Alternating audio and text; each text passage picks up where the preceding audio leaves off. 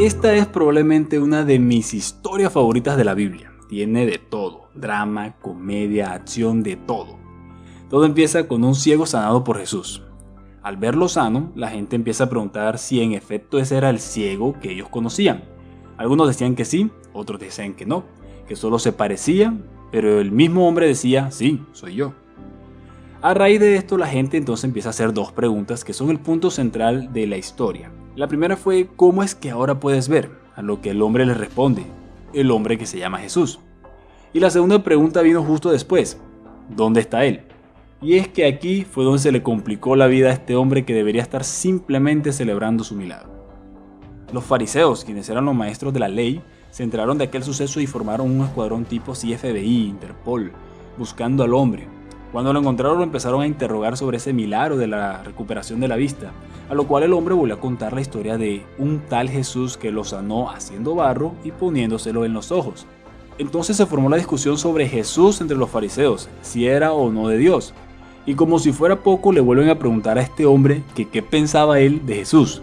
Su respuesta, bueno, él dijo, es un profeta. La mirada de los fariseos debió ser exhaustiva hacia aquel pobre hombre. Me imagino que se miraron entre ellos y bueno, llegaron a una sola conclusión. Este personaje nos está mintiendo descaradamente. Seguramente ni siquiera fue ciego. Así que por tal razón llamaron a los padres del personaje para preguntarle. Y atención a las preguntas. Si ese era su hijo el que había nacido ciego y cómo es que ahora ya no estaba ciego. ¿Y cuál es el detalle de las preguntas? Pues la respuesta de los padres. Ellos le dijeron, sí, ese es nuestro hijo que nació ciego, pero no sabemos cómo es que está viendo ahora. Pues pregúntele a él ya está grandecito, que responda, que se defienda por sí solo. Dígame si esto no es cómico. Los fariseos entonces insistieron con el hombre hasta el punto de que aquel muchacho en efecto le respondió, eso sí que está raro. Ustedes no saben de dónde salió él, se refería a Jesucristo, y a mí me dio la vista.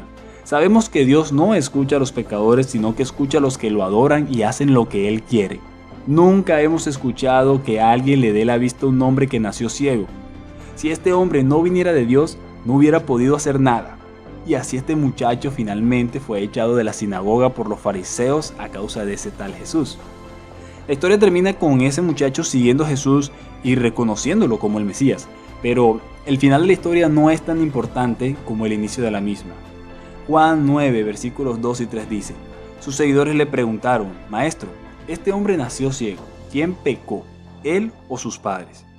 Y Jesús le respondió, no es que hayan pecado ni él ni sus padres. Este hombre nació ciego para que en él se muestren las grandes cosas que Dios puede hacer.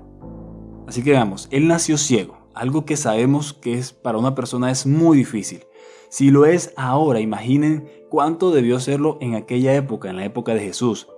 Por su ceguera él tenía cierto reconocimiento y no era uno de esos que tú quisieras tener, pues él era el ciego del pueblo, y así todos lo conocían.